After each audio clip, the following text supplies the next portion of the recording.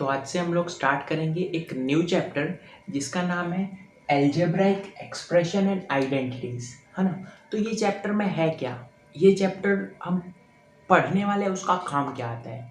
तो ये चैप्टर का ना काम बेसिकली रियल लाइफ में भी आता है, काफ़ी आता है। हम धीरे धीरे समझेंगे ना। जैसे कि पहले ये चैप्टर का मतलब समझते हैं, एल्जेब्राइक एक्सप्रेशन एंड आइडेंटिटीज।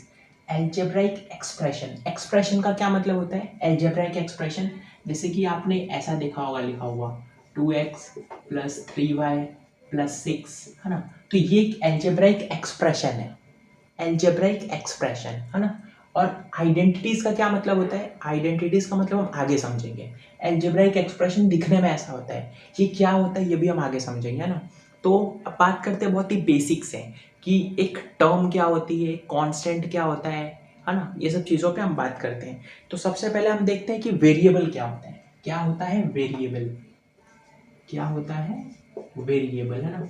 आपने वेरिएबल का नाम सुना होगा। जैसे कि हम क्वेश्चंस करते हैं, है ना। जैसे कि कोई एज वाला क्वेश्चन हम करते हैं तो हम बोलते हैं कि इसकी एज इतनी होगी तो इसकी एज कितनी होगी।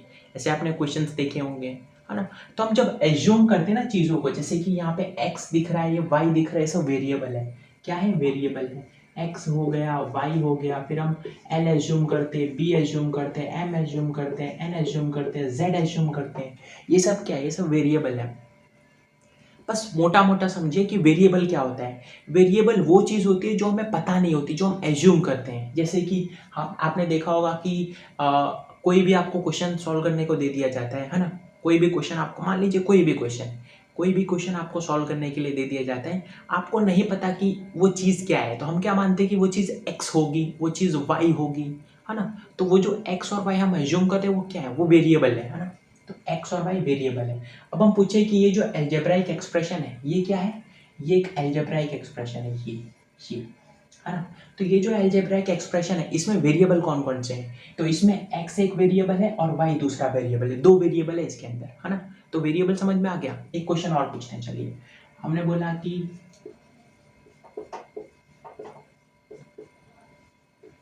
ये क्वेश्चन है, हमने ये एक एल्जेब्राइक एक्सप्रेशन है ना। तो ये जो एल्जेब्राइक एक्सप्रेशन है इसमें वेरिएबल कौन कौन से हैं, तो इसमें m एक वेरिएबल है, p एक वेरिएबल है और z एक वेरिएबल है। जितने भी ABCD वाले आपको दिख जाए वो सब क्या है, वेरिएबल है। क्लियर। अब बात करते हैं कांस्टेंट क्या होता है। क्या होता है कांस्टेंट, कांस्टेंट जो होता है वो एक फिक्स न्यूमेरिकल वैल्यू होती है। क्या बोला हमने, एक फिक्स्ड न्यूमेरिकल वैल्यू।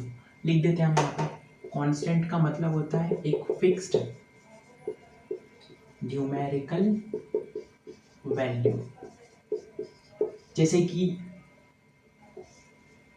2 हो गया, 4 हो गया, 6 हो गया, 11, 9, 19, 21, ऐसी कोई भी आपको वैल्यू मिल जाए उसको हम कांस्टेंट बोलते हैं। फॉर एग्जांपल ये एक अलजेब्राइक एक्सप्रेशन है, इसमें मैंने पूछा कि कांस्टेंट क्या है, कांस्टेंट।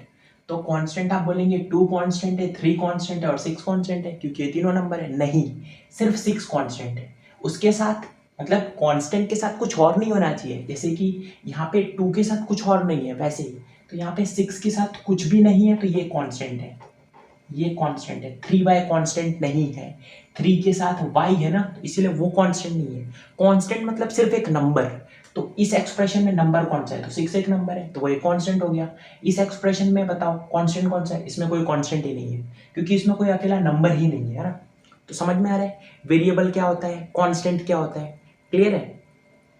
एक क्वेश्चन करते हैं, ज्यादा क्लियर होगा। देखिए, जैसे कि हमने बोला 3x² plus 5z plus 3p plus 12 plus 3z, ये क्वेश्चन है। हमने आपसे पूछा कि आप हमें वेरिएबल बताइए और आप हमें कांस्टेंट बताइए, कौन कौन से वेरिएबल और कौन कौन से कांस्टेंट है इसमें। तो आप पहले हमें वेरिएबल बताइए। तो वेरिएबल हम देख के बता सकते हैं। चलिए, अभी हमने ये नहीं देखा है, उसको ध्यान देते हैं, है ना। तो बताइए वेरिएबल कौन कौन से, वेरिएबल का क्या मतलब बताया था हमने, जो ABCD वाले होते हैं। तो x हो गया, वो एक वेरिएबल है, z एक वेरिएबल है, p एक वेरिएबल है, और कुछ दिख रहा है, z दिख रहा है, दो बार z है, तो लिखने की जरूरत नहीं, एक बार लिख देंगे काम चल जाएगा। अब हमने पूछा कि आप हमें कांस्टेंट बताइए। कांस्टेंट, कांस्टेंट का मतलब जो फिक्स वैल्यू थी। 3x फिक्स वैल्यू नहीं है, 5z फिक्स वैल्यू नहीं है, 3p भी नहीं, 12, तो 12 आ गया कांस्टेंट में। आई होप क्लियर हो गया होगा, बहुत बेसिक हमने बताया। अब हम देखते हैं आगे। अब हम बात करते हैं कि टर्म्स क्या होती है ना। अब तक हमने क्या पढ़ लिया, वेरिएबल क्या होता है, कांस्टेंट क्या होता है, बहुत अच्छे से क्लियर हो गया होगा आपको, बहुत बेसिक था है ना। अब हम पढ़ते हैं टर्म्स क्या होते हैं। तो टर्म्स जो होते हैं ना, टर्म्स, ये जो एल्जेब्राइक एक्सप्रेशन है, ये जो एल्जेब्राइक एक्सप्रेशन है ना, ये टर्म से मिलके बना है। टर्म से, किससे, टर्म से। जैसे कि ये 2x क्या है, तो ये जो 2x है ये एक टर्म है, 3y भी एक टर्म है और 6 भी एक टर्म है। समझ रहे हैं। टर्म्स में क्या क्या हो सकता है, टर्म्स हम आपको लिख के बता देते हैं। देखिए टर्म्स के अंदर 2x एक टर्म है, मैंने पूछा कि 3x प्लस 4y ये एक टर्म है, मैंने लिखा 2 ये एक टर्म है, फिर मैंने कुछ भी लिख दिया जैसे कि 3x स्क्वायर ये एक टर्म है, 5z square Y square X square ये एक टर्म है। समझ रहे हैं। तो ये जो टर्म्स है ना, ये मिलके एक एल्जेब्राइक एक्सप्रेशन बनते हैं। समझ रहे हैं। ये जो टर्म्स होते हैं ना, ये जो टर्म्स, कुछ भी हो सकता है, टर्म में कुछ भी हो सकता है, बस जीरो नहीं रखना है ना। उसके अंदर मतलब आप कांस्टेंट वैल्यू को रख सकते हैं, आप ऐसे एल्जेब्राइक एक्सप्रेशंस को रख सकते हैं। तो ये जब टर्म्स होते हैं ना, ये जब मिलते हैं ना, जब टर्म्स को हम मिलाते हैं तो वो एक एल्जेब्राइक एक्सप्रेशन बनते हैं। क्लियर है। हम जब क्वेश्चंस करेंगे तो बहुत अच्छे से आपको क्लियर होगा। अभी आप बस समझिए जो हम बोल रहे हैं ना। क्या बोला हमने, टर्म्स से मिलके एल्जेब्राइक एक्सप्रेशन बनती है। अब टर्म जो होते हैं वो दो तरह के होते हैं, यहाँ पे बहुत इंपॉर्टेंट कॉन्सेप्ट आता है। टर्म जो होते हैं ना, टर्म, ये जो टर्म होते हैं, टर्म्स, ये दो तरह के होते हैं। एक होता है लाइक टर्म्स और दूसरे होते हैं अनलाइक टर्म्स। अनलाइक टर्म्स है ना, एक होते हैं लाइक टर्म्स। अब ये जो लाइक टर्म्स है और ये अनलाइक टर्म्स है, इसमें फर्क क्या है। फर्क ये है ना कि जो लाइक टर्म्स होते हैं वो एक जैसे होते हैं। एक जैसे मतलब, जैसे कि मैंने बोला लाइक टर्म्स कौन कौन से हैं, इसी में रुके, इसी में बताते हैं। जैसे कि 10 हो गया, 22 और फिर यहाँ पे क्या हो जाएगा 5x है ना, और फिर 6x स्क्वायर। हाँ, तो ये जो हमने लिखा है टर्म्स। अब अगर हम इसमें पूछे कि लाइक टर्म्स कौन कौन से हैं, लाइक टर्म्स, लाइक टर्म्स मतलब वो जो एक जैसे हों। लाइक टर्म्स का मतलब जो एक जैसे हों। जैसे कि अगर आप गौर करें तो ये क्या है, 2x है। क्या ये 2x है, 2x के जैसा आपको कोई दिख रहा है यहाँ पे, 2x के जैसा, ये तो नहीं है, ये नहीं है, ये नहीं है, ये नहीं, ये रहा 5x। देख रहे हैं, 2x के जैसा ही है 5x, है ना। बस वो कांस्टेंट ही तो अलग अलग है, बाकी तो सब सेम है ना। सिर्फ कांस्टेंट ही अलग अलग है ना, यहाँ पे 2 है, वहाँ पर 5 है, लेकिन 2x है तो ये भी 5x है। तो ये लाइक टर्म्स है, जैसे कि 2x हो गए और 5x हो गए, तो ये दोनों क्या है, ये दोनों लाइक टर्म्स है ना। अगर हम पूछे कि और लाइक टर्म्स कौन कौन से, तो ये 2 जो है, ये 10 है और ये जो 22 है, ये भी तो एक ही जैसे है ना, ये सब कांस्टेंट है, तो ये भी लाइक टर्म्स है। 2 हो गया, फिर 10 हो गया, 22 हो गया, ये लाइक टर्म्स है। क्लियर हो रहा है। फिर हमने बोला कि और लाइक टर्म्स हम बता सकते हैं, तो ये देखिए, ये क्या लिखा है, ये 3x स्क्वायर लिखा है, इसके जैसा ढूंढिए कोई, तो इसके जैसा ना लास्ट में एक्स स्क्वायर होना चाहिए, ऐसा ढूंढिए। तो लास्ट में एक्स स्क्वायर दिख रहा है, ये रहा, देखिए, समझ रहे हैं। तो ये हो गया कि 3x स्क्वायर के जैसा लाइक टर्म्स है 6x स्क्वायर। क्लियर है। आई होप थोड़ा तो समझ में आया होगा आपको।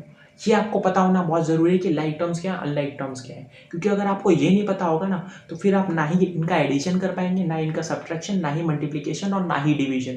तो ये बहुत इंपॉर्टेंट है, हम रिपीट करते हैं इसको। तो चलिए, हमने आपके लिए एक छोटा सा क्वेश्चन लिया है, इसमें आपको बताना है कि कौन से लाइक टर्म्स हैं और कौन से अनलाइक टर्म्स हैं। तो अनलाइक टर्म्स की तो बात ही नहीं करेंगे, हम बताएंगे लाइक टर्म्स कौन से, है ना। लाइक टर्म्स आपको पता चल गए ना, तो अनलाइक टर्म्स क्या होंगे, जो एक दूसरे की तरह नहीं होंगे, है ना। समझ रहे हैं। तो लाइक टर्म्स, देखिए काम हमको लाइक टर्म्स का ही है सिर्फ। देखिए, तो ये हमने पूरी लिस्ट बना दी है, आपको लाइक टर्म्स लिख रहे हैं, जो जो दोनों जो टर्म्स एक जैसे ना, उनको एक साथ लिखिए ऐसा। तो बताइए, चलिए 5x के जैसा कोई दिख रहा है, कैसे पहचानेंगे, लास्ट में क्या है, x है, तो ढूंढिए किसके लास्ट में x है, सिर्फ x होना चाहिए उसके लास्ट में, है ना। नंबर अलग हो चलेगा, जैसे चलेगा, जैसे कि 5 की जगह 15 हो चलेगा, 5 की जगह 20 हो चलेगा, लेकिन लास्ट का x कॉमन होना चाहिए, समझ रहे, और सिर्फ x ही होना चाहिए। तो देखिए 5x की तरह ढूंढिए, 3y हो नहीं सकता, 10z नहीं हो सकता, ये हो सकता था, लेकिन यहाँ पर x है और यहाँ पर x स्क्वायर है, तो ये भी नहीं होगा। 4yz लास्ट में z है, हमें लास्ट में x चाहिए, लास्ट में x चाहिए, लास्ट में x चाहिए, लास्ट में x मिल गया, एक मिला। देखिए 5x की तरह ही 15x है, कांस्टेंट बदल जाएगा चलेगा, 5 की जगह 15 हो जाएगा चलेगा, बस लास्ट का सेम होना चाहिए, वेरिएबल सेम होना चाहिए, है ना। द पॉइंट इसके वेरिएबल उसके लास्ट में सेम होना चाहिए। तो 5x 15x, और देखिए इसके जैसा कहीं दिख रहा है, लास्ट में x होना चाहिए, लास्ट में x होना चाहिए, लास्ट में x होना चाहिए, 20x। तो समझ रहे हैं ये एक जैसा है। कौन कौन से, 5x 15x और 20x, ये तीनों एक जैसे हैं। क्लियर हो गया। अब बात करते हैं दूसरा, y की तरह कौन सा है, 3y की तरह। 3y लास्ट में y होना चाहिए, लास्ट में y होना चाहिए, ये रहा, लास्ट में y होना चाहिए, लास्ट में y, सिर्फ y होना चाहिए, y स्क्वायर नहीं है।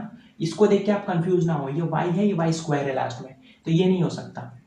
y ये रहा, तो इसमें क्या हो जाएगा, 3y के जैसा और कौन है, 16y, और फिर 3y के जैसा 9y है। ये देखिए सब एक जैसे तो दिख रहे हैं, आप देख के बता सकते हैं कि हाँ बस कांस्टेंट चेंज हो रहा है, वेरिएबल लास्ट का सब में सेम है।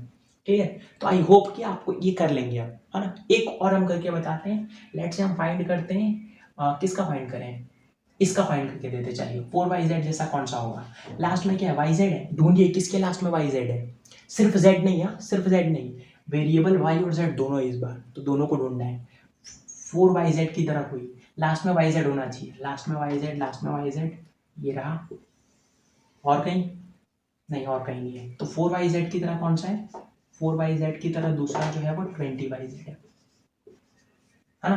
तो ये चीज आपको क्लियर हो गई, आई होप हो गई होगी। अब हम बढ़ते आगे, अब हम बात करते हैं कि कोएफिशिएंट क्या होता है, कोएफिशिएंट क्या होता है, हाँ। तो कोएफिशिएंट क्या होता है, जैसे कि आपने कोई भी टर्म देख ली, लेट्स से 10z² देख लिया, या फिर 9yz देख लिया, तो ये जो वेरिएबल है, z² एक वेरिएबल है, yz एक वेरिएबल है, इस वेरिएबल के आगे जो कांस्टेंट होता है इसको हम क्या बोलते हैं, इसे हम कोएफिशिएंट बोलते हैं, कोएफिशिएंट। समझ में आ रहा है, कोई भी वेरिएबल के आगे जो नंबर होता है वो कोएफिशिएंट होता है।